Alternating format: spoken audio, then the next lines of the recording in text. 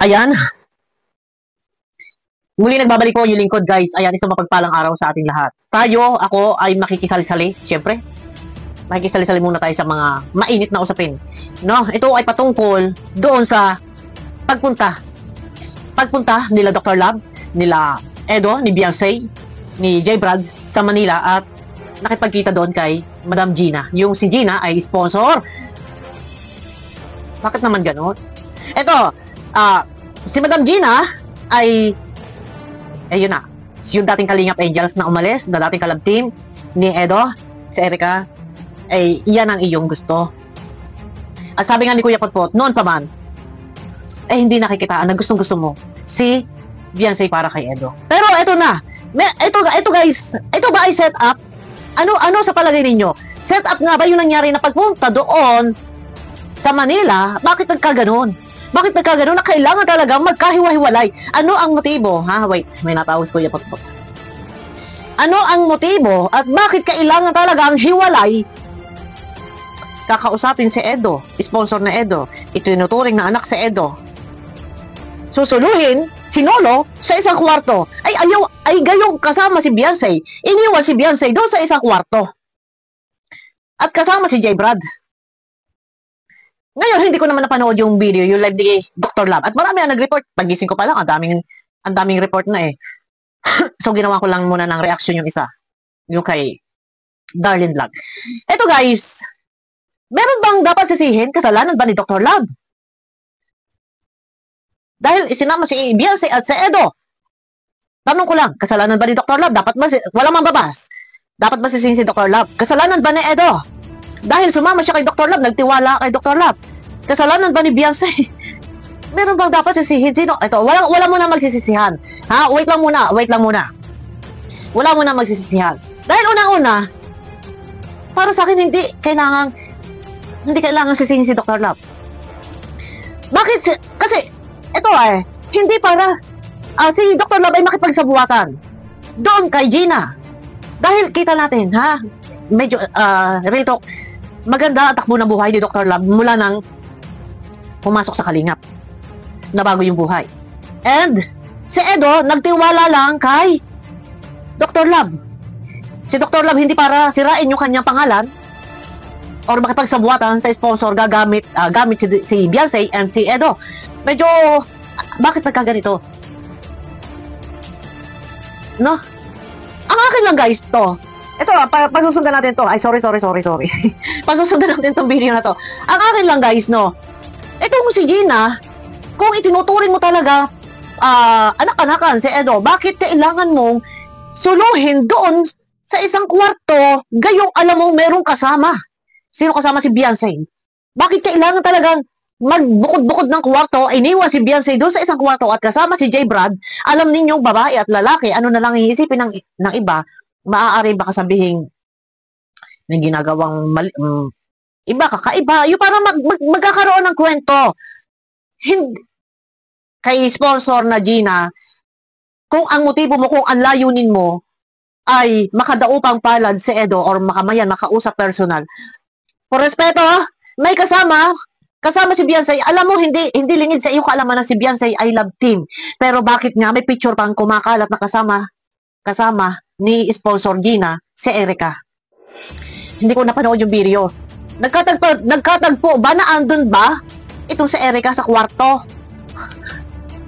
Bakit ganon? Kailangan mo talagang suluhin si Edo. Kumuha ng kwarto, nagkahiwalay, si Beyonce kasama doon ni J. Brad sa isang kwarto at si Edo ay kasama ni sponsor doon sa isang kwarto. Sino pa ang tao doon sa loob? Ito, hindi ko napanood guys. Ang dami lang report. Pero ang video ni Dr. Love ay naka-private na. Ayan, natawag si Kuya Potpot. Mamaya Kuya Potpot, mag-usap tayo.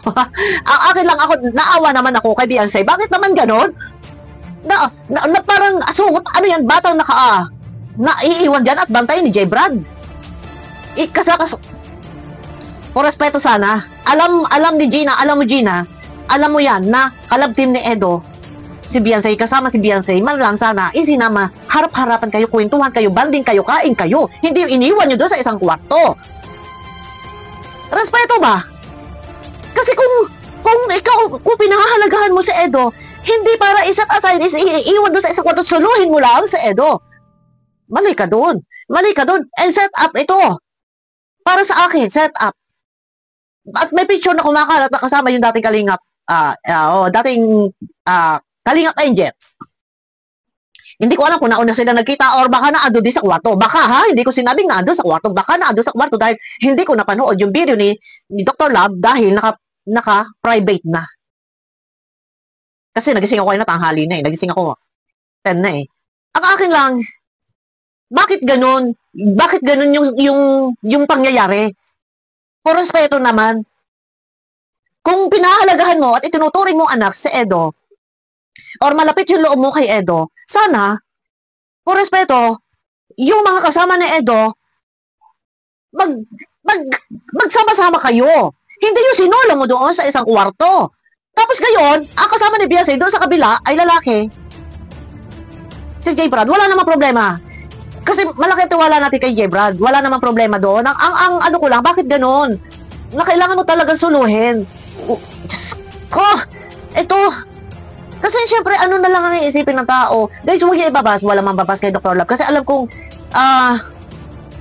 hindi naman ipahahamak ni Dr. Love si Edo.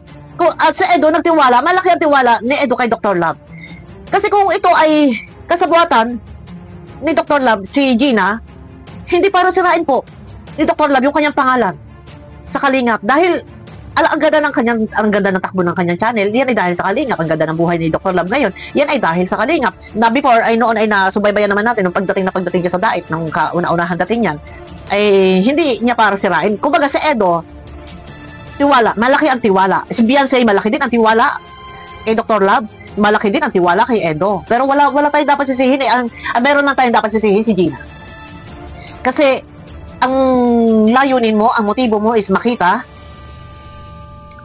Medyo, yun nga eh. Ito ba ay naitanong? Ito ba ay nasabi ni Beyonce? Nasabi ba ni Gina? Na isama si Beyonce? Yun lang. Medyo hindi ko kasi napanood yun eh. Alam ba ni Gina na kasama si Beyonce? Pero may picture sila. Si Gina kasi ay sponsor na Erica. Nakita din. May mga picture po silang magkakasama. Hindi ko alam kung naando si Erica sa loob at naando si Edo. Pero wag naman po sanang ganon. Kay Gina, ako yung sponsor. Makikipagkita ako sa mga vlogger. For example, kay Dr. Love. Dito tayo, sama-sama tayo. Hindi po pwedeng iniwan doon sa isang kwarto. Si Beyonce kasama si J. Brad. Tapos si Edo, sinulo. Sila lang. Buti na lang nag-vlog si Dr. Love. At nag-live. Yun nga, hindi nga lang natin napanood pero marami ang report sa atin at doon nga ay dinig yung conversation. Pero kay Kuya Bal yata, naka-live yata si Kuya Bal. Pero pinaririnig hintayin natin maka 12 hours. Dito, para lumalabas nga na set up ito. Kasi yung ginawa, iniwan doon si Beyonce sa isang kwarto, may kasama lalaki. Pero sabi ko nga sa inyo, may tiwala tayo kay J. Brad, hindi ito gagawin ni J. Brad. Pero parang gusto yata sirain. May plano bang sirain sa akin? Dahil ayaw niya din sa live ni Kuya Potpot, noon pa man ay ayaw na ayaw ni Gina kay Beyonce, ayaw na maging kalabtin ni Edo. Dahil ang gusto, ayaw kay Kuya Potpot, ang gusto ni Gina, ang kalabtin ni Edo ay si Erica. Pero bakit ganun? Sana man lang, hindi kay Gina, hindi mo naisip, hindi ka naawa, na ang layo pa ng biniyahe, galing pang Bicol para lang pumunta ng Manila kasama itong si Beyonce. Tapos iiwanan nyo lang doon sa isang kwarto. Kayo lang yung nag-uusap diyan. Naman lang sana ining, halika dito. Dito ka. Matuwa ba? Yung parang palubag, ang tawag ito. Pakita kahit man lang sana pakita ng tao, ining, dito ka, dito tayo. Huwag nyo naman iniwan doon sa kwarto at ang kinausap lang ay si Edo. Pero wala tayong magagawa at nandiyan na kasama nga po si Beyonce. Ang tanong, alam ba ni Gina nakasama si Beyonce? Nabanggit ba ni Edo, pero hindi po ipapahamak ni Edo si Beyonce, guys. Medyo ako nawendang din ako dito. Pero si Dr. Love hindi rin naman yan ipahahamak. Si Edo at si Beyonce, lalo na po si Edo, hindi po para ipahamak si Beyonce na maiwan doon sa kwarto. Nagkataon lang, siguro parang noong time na yon na corner. Pero walang mangbabas. Pero yun na nga. Pero para sa akin, hindi ko napanood nakatago na yung video. Pero dapat ang ginawa ni Edo, nagdahilan sana sa Edo na, teka muna, tita, sandali, si Beyonce, kawawa naman doon. Diyos ko, hindi ko napanood, guys. Napanood nyo ba? Pero titignan natin kung meron tayong makukuha na may mga nakapag-save ng video. Baka meron nakapag-record yan, pakisend, guys, no? Para, hindi naman sa gagamitin natin for gawa ng reaction, para may idea lang tayo. Alam nyo, isa lang ang pwedeng sisihin dito sa pangyayari na ikaw yung, kung tutuusin nga, dapat kayo mga sponsor, kayo dapat pumunta doon sa daan kung gusto nyo makita Pero nakakapagtaka, bakit pinapunta pa sa Manila? Ay, ang layo-layo niyan. Tapos ganun din lang naman yung mangyayari. Ganun din lang, iiwanan ninyo doon sa isang kwarto yung isang sinulo nyo. Sinulo nyo yung sedo sa kabilang kwarto, sino ang tao doon sa kabilang kwartong iyon? Hindi ko wala panood ha, pasensya na. Kaya kung ako man dito ay magkakaroon ng spekulasyon, magkakaroon ng haka-haka, sino pa ang tao doon sa loob ng kwarto na iyon? Hindi ko naman napanood kasi. Yan. Ay, may picture sila na Erica kasama. Nandun din ba si Erica? Guys, napanood nyo ba? Grabe naman na to. Ito guys, walang ibabas. Ako lang ay nagtaka kung bakit nga nagkaganon. Set up ba? Set up. Gusto bang masira ang love team ng LC? Gusto bang magkaroon ng issue? Gawa ng issue? Ito lang yung mahirap dito. Sana nandyan na kasi guys Nandyan na Pero lesson learned. Huwag magtitiwala. Sabi nga ni Kuya Pat, huwag magtitiwala. Pero magtiwala kung kasama na si Kalinga Prab. Pero hindi yan nangyari na yan. Ay, Diyos ko, Ginoo. Pero sabi ko nga sa inyo, kahit man, ay naando sa safe, sa ligtas na kwarto si Beyonce at kasama naman si J. Brand. Pero, ano ba, motibo, anong purpose? Planted ba yun? Scripted ba yun? Na talagang sinadyang magkasama si J. Brad at saka si Beyonce doon sa isang kwarto tapos gagawa ng kwento. Pero nandiyan na guys, no?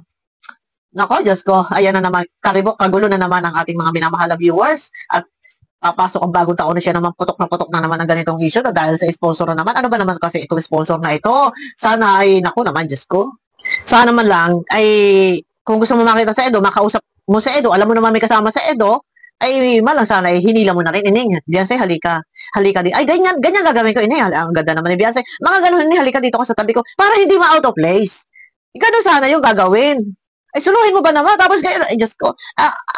Medyo magulo, guys. Sabangan niyo ako sa aking next video po. At sabi nga ni Kuya Potpot, noon pa man yan, ay talagang yan ay against na, hindi na yan sang-ayon, hindi yan boto na kalab team na Edo. Ay si Beyonce, ay kung bakit nga nagkagano na naging kasama po doon si Beyonce. Ito ba ay pinapunta or iniutos din ba ni sponsor ni Gina na isama si Beyonce? I-analyze nyo nga guys. Maganda, imbestigahan nyo. Imbestigahan yan Sinabi ba ni Gina na isama si Beyonce? Alam ba ito ni Dr. Hindi ko, i-review ko yung kay Dr. Love. I-review ko muna. Kasi ito, may puro patanong naman yun sa akin. Patanong lang. Wala mo naman babas. Huwag yung ibabas si Dr. Love at hindi yan para sirain ni Dr. Love ang kanyang pangalan at hindi para ipahamak si Edo at si Beyonce. Si Edo naman nagtiwala lang po. Ang laki ng tiwala kay Dr. Love. And si Beyonce, syempre, ay alam nyo na, ay yan ay nandyan si Dr. Love na siya naka-scout kay Beyonce. May tiwala din si Beyonce kay Dr. Love and kay Edo. Laki, puro mga tiwala. Ay, anong nangyari nga nito? Bakit nga ganun? Ano nangyari? Ano ba namang klaseng sponsor to? Ano klaseng sponsor ka? Ikaw ba may utak? May isip ka ba? Alam mo, kalab team yun, alam mo kasama yun, bakit kailangan pa bukod-bukod kayo ng mga kwarto? Kailangan pa talagang sariling kwarto. Ikwarto mo si Edo. Oh, di ba? Abangan nyo ako guys. Sa aking next video, pasundan natin at mag-research muna tayo. Dahil hindi tayo nakapanood ng live ni Dr. Love, alam muna tayo. Mag-research muna tayo. At nahirap yung ganito tayo, ariba-ariba, kukunti pa lang yung aking kaalaman. Dahil nga hindi ko napanood yung iba. Ayun na, abangan nyo ako guys sa aking next video. Pakiclick naman po muna ng thumbs up. Ako na ano lang dito kay Beyonce. At bakit nga baga naman ay iniwan? At kailangan pa ba naman talagang suluhin si Edo? Kumuha ng sariling kwarto at iiwan si Beyonce doon sa kabilang kwarto may kasamang lalaki. Okay, sa bagay may tiwala tayo kay J. Brad. Pero mali pa din yun. As ikaw ay sponsor or tinuturing mo parang anak na sa Edo, ay dapat yung kasama ni Edo, ay bigyan mo naman ng konting importansya na huwag namang ma-out of place or ma-set aside nandyan sa isang kwartong tahimik na kayo lang suluhin mo mag-usap. Pangit naman yon. May kasakiman ka, may kasama ka ng pag-uugali. Pagka ganon, pangita talaga na ayaw mo kay Beyonce. Oo, di ba? Doon pa lang, obvious na yan. Yung pinakikita ni sponsor. Kasi kung ikaw ay mabuti, ay yung kalooban, ay alam mo babae yon, ikaw mismo mag-iisip na, ay teka, nakakahiya naman kay Beyonce at lalaki ang kasama doon. Ikaw mismo, mag-iisip na ining dito ka. Huwag ka diyan, dito kasama ka sa amin. Ganun sana. At bakit kailangan pa talaga? Kwarto-kwarto pa talaga. No, na pwede naman magsama-sama. O, di ba? Banding-banding kayo. Eh, wala eh. Ayun na, abangan nyo ako guys sa aking next video. Research muna tayo, ha? Ayan. PM nyo ako guys. Baka meron nakapag-record ng video. PM nyo sa akin para ma-analyze po natin. At may topic ulit po natin. Ayan guys. Abangan nyo ako sa aking next video po.